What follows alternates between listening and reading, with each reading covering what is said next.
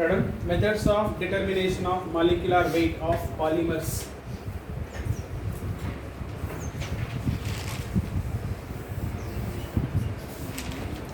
Methods of determination of molecular weight of polymers. Okay. Listen. The molecular weight of polymers can be determined by two methods. That is number average molecular mass and weight average molecular mass. That means we use two methods. One is a number average method. Second one is weight average method. Okay. Here important is only formula. Most of the time they ask formula. Otherwise they will give the data. You need to substitute data in the formula. You should get answer. This may be the possibility. Okay. Better. There are two methods. One, number average molecular mass.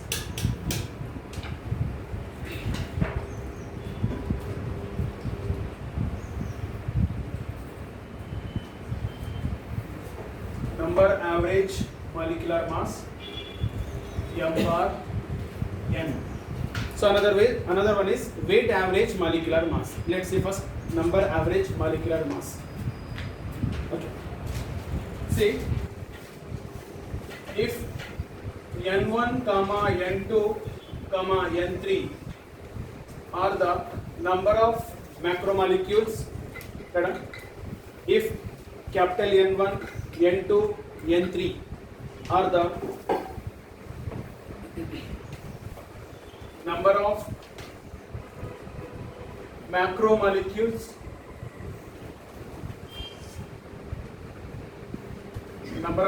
macromolecules and their molecular mass,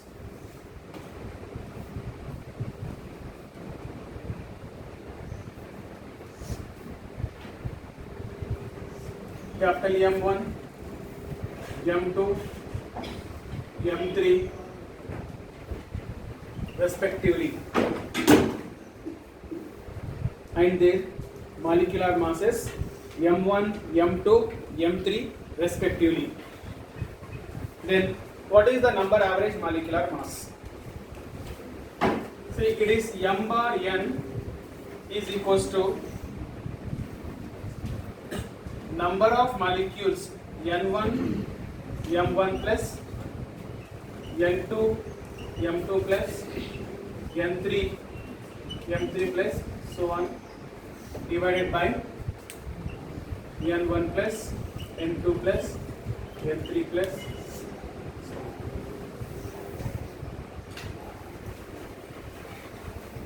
Where what is M1? What is N1, M1? N1 is number of molecules. No, N1, N2, N3 are the number of macromolecules or number of polymers, and M1 is their molecular mass. Its number of molecule, their molecular mass. Okay, so it is divided by nothing but total number of macromolecules. Okay, and this number average molecular mass, experimentally it can be determined by colligative properties. We have studied colligative property. What are the colligative properties?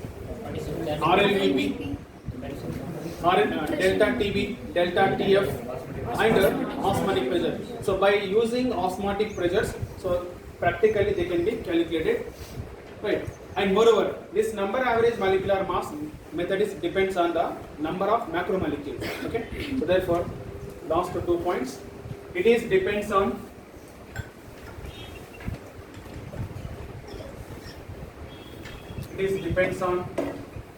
number of molecules, and it can be calculated by, second point is it can be calculated by colligative properties method. Colligative properties method. So what are the colligative property method? RLVP, delta TB, delta TF, and osmotic pressure. So by using any one of these colligative property method, we can calculate the number average molecular mass. Okay. Next is second method is weight average molecular mass. weight average molecular mass. So this weight average molecular mass denoted by m bar W. W is a weight, here n is a number. That is it. Okay, now tell me. So weight average molecular mass. Now let us take here weight. So here we have taken if n1, n2, n3 are the number of macromolecules. No, I will take here if small m1, m2, comma m3 are the masses of molecular mass. We should take here masses, their number. So m1, m2, m3 are the masses of macromolecule, masses of macromolecule, and their molecular mass is same now, and their molecular mass is capital M1, capital M2, M3 respectively. Tell me, if small m1, m2, m3 are the masses of macromolecule and their molecular masses are capital M, capital M2, M3 respectively, then what is the weight average molecular mass? So weight average molecular mass m bar W equal to, come on tell me, it is same. Here we have multiplied number into molecular mass. Here we should multiply weight into molecular mass, or mass into mass of the macromolecule m1, its molar mass is capital M1. Next, mass of the macromolecule m2, its molar mass is capital M2, and small m3 capital M3, so on, divided by. So total mass, what is the total mass of the macromolecule? M1 plus M2 plus M3 plus so on. Okay, now tell me, but this is one formula, but we also know that mass, the mass of the macromolecule or mass of the polymer is also equal to number of macromolecule and its molar mass. That means mass is equals to number of macromolecule multiply with molar mass, which gives total mass of the macromolecule. No? Yes or no? Total mass is nothing but number of molecule multiply with its molar mass. That is that mass. So therefore, so small m equal to capital N into capital M. Therefore now substitute here. M bar W is also equal to small m. No. So small m should be multiplied with, should be replaced with n and m, and m1 plus it is n2, m2, m2 plus n3, m3 into m3 divided by n1, m1 plus n2, m2 plus n3, m3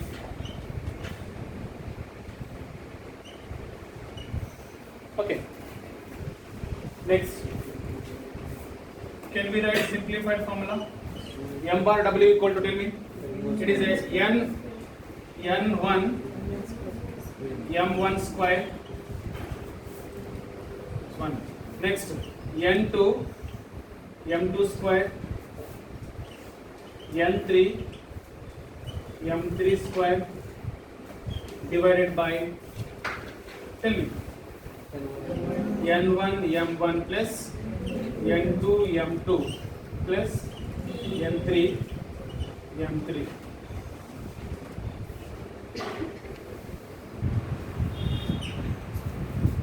So this is a weight average molecular mass. Okay, then we can also write one important formula here.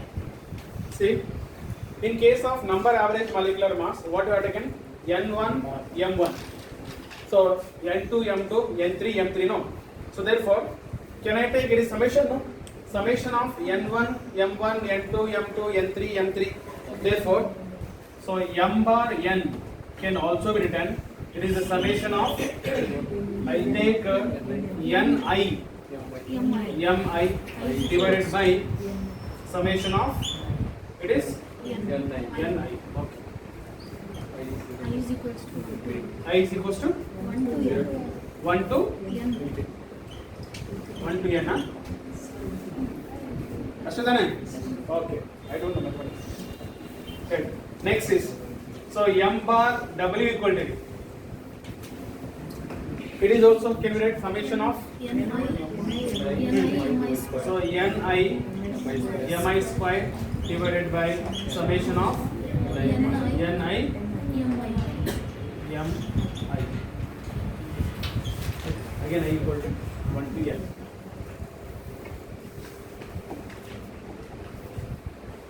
Next, so where this how do you determine experimentally this weight average molecular mass? So weight average molecular mass can be determined by either sedimentation, it can be determined by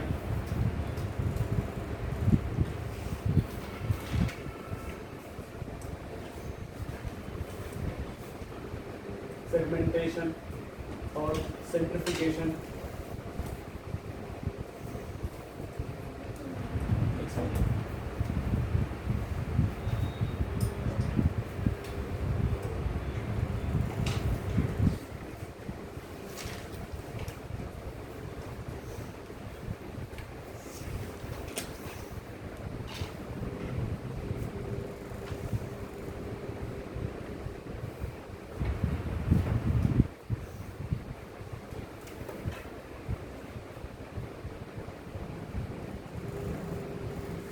Can be determined by sedimentation, centrifugation.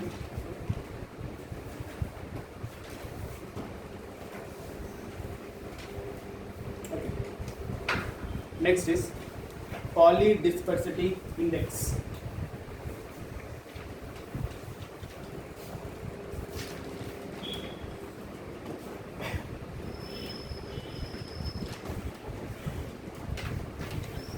Most of the time they will give that data like n1, n2, n3 values will be given and m1, m2, m3 values will be given. So you can calculate the W bar m and W bar n also the same. The data will be given, substitute and you get answer. Next right, polydispersity index PDI.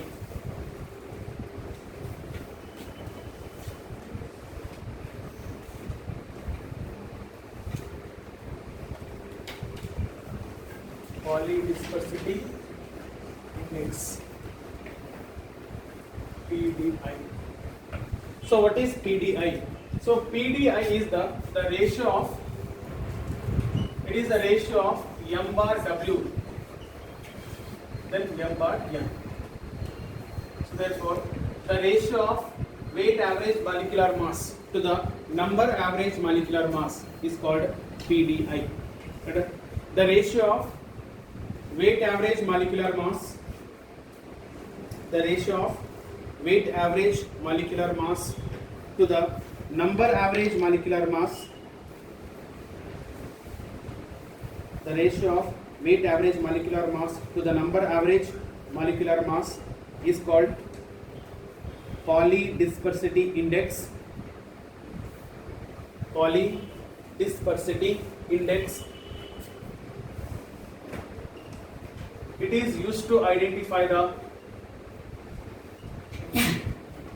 homogeneity of polymer. It is used to identify the homogeneity of polymer.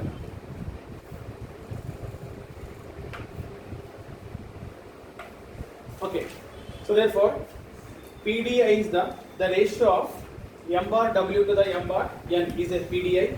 This PDI value is actually it is important for particularly manufacture of polymers. In the manufacture of polymer, this PDI value has importance. So this PDI value is used to identify the whether given polymer is homogeneous or not homogeneous, means heterogeneous. So what is the nature of the polymer can be identified. Then, so based on the PDI value, again polymers are classified into two types. Homogeneity. If the PDI is 1, then they are called homogenic. Means when the m bar W equal to m bar N, PDI is 1. Homogeneity means PDI is 1. Next, heterogeneity. When P, that is m bar W is not equal to m bar N. In most of the cases, m bar W is greater than m bar 1, m bar N. Therefore, if m bar W is greater than m bar N, that is a heterogeneous. So usually all the natural polymers m bar W equal to m bar N. So if the m bar W is not equal to m bar N, that is a synthetic polymer. So synthetic polymer do not have PDI is 1. So therefore, if the PDI is 1, it is a 99% natural polymer. In case of natural polymer, always PDI is 1. PDI is not equal to 1 in case of synthetic polymer. Therefore, it is used to identify the either given polymer is natural or synthetic. It is based on PDI. Correct. So based on PDI value,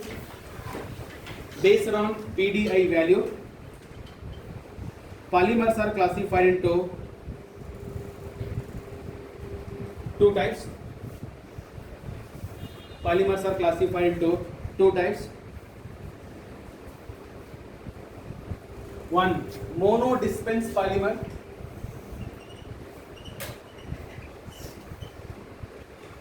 Monodispense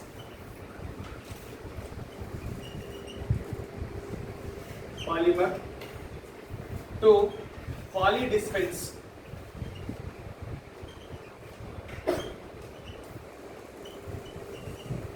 Monodispense polymer. Second one is polydispense polymer. In case of monodispense polymer, they are having homogeneity. It means here, what is the condition? If m bar W is equals to m bar N, then PDI equal to 1. If the PDI equal to 1, then they are called monodispense polymer. Therefore, what is the definition of monodispense polymer? The polymers which are having PDI equal to 1.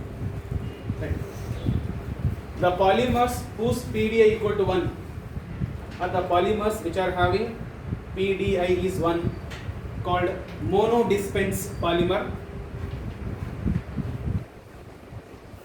So when this condition comes, PDI equal to 1, when m bar W equal to m bar N.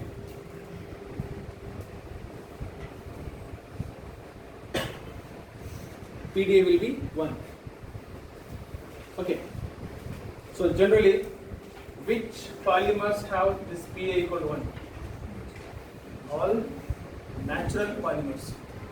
Therefore, in case of natural polymer, PDI is always 1.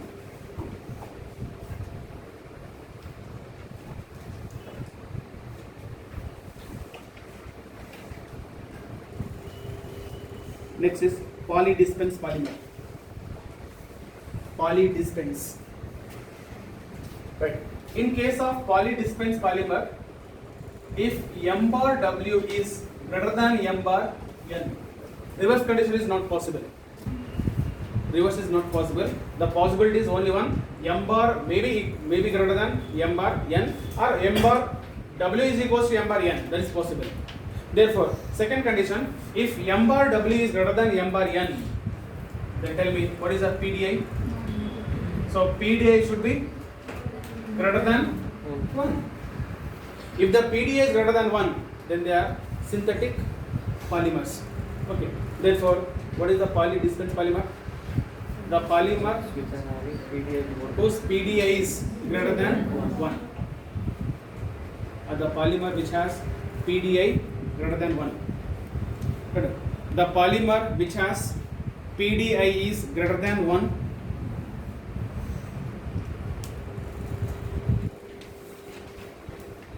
called polydispense polymers.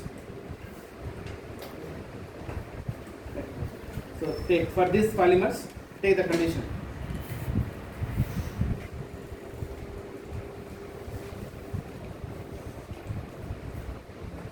Okay.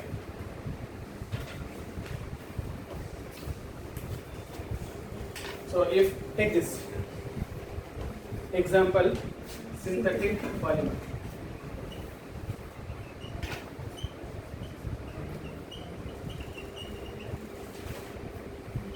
Synthetic polymer. Okay. Next.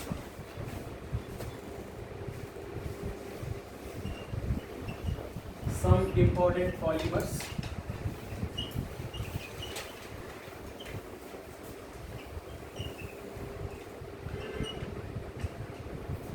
Used in daily life.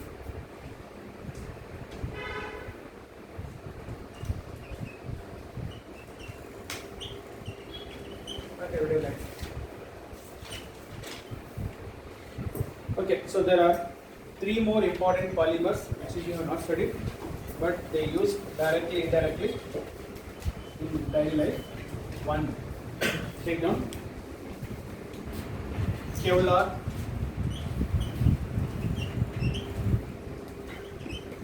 Kevlar. Two, Nomex. Three, Lexan. So Kevlar, Nomex, Lexan. So these three are the important polymer. And take the monomers also. What are the monomers of this polymer? So Kevlar, it has terephthalic acid,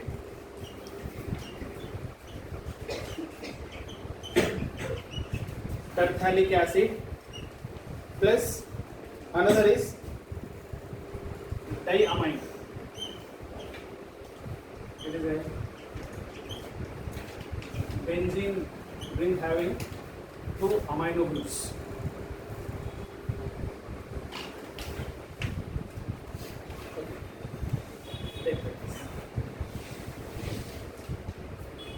Next, where it is used? It's a cloth for astronauts and cloth for car race drivers.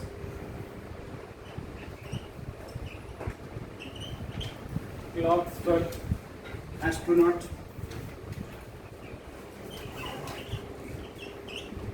car race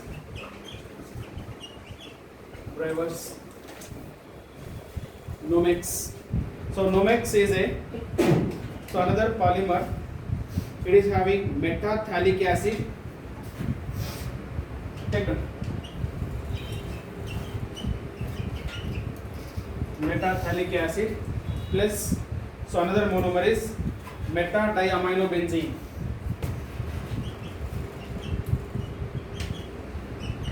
Metadiaminobenzene. Okay, see here. No, actually both are the similar structures. It is a terephthalic acid. In terephthalic acid, two carboxyl groups are opposite, para to each other. It is a metaphthalic acid. It is a diamine, para to each other. It is a metadiaminobenzene. Meta to each other. Okay.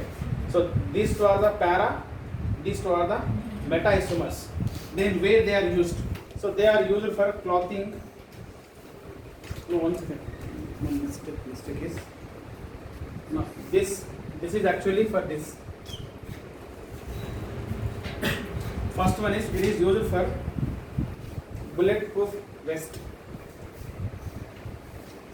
Please change it. This one for making bulletproof vest.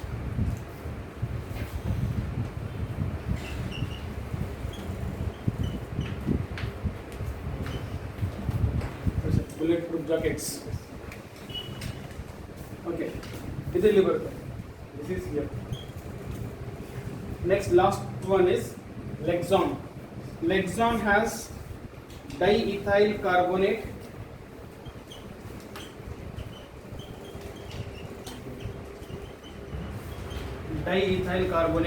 plus bisphenol.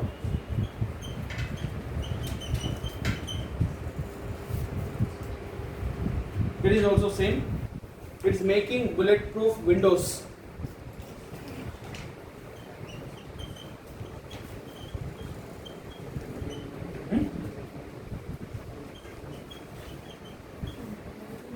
Bulletproof windows and crash helmets.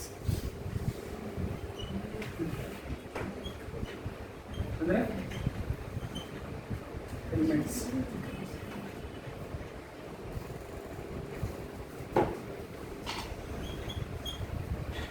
Okay. So these are the three important polymers used in everyday life. ನಾವೇ use ಮಾಡಲ್ಲ, use ಮಾಡ್ತಾರೆ. Okay.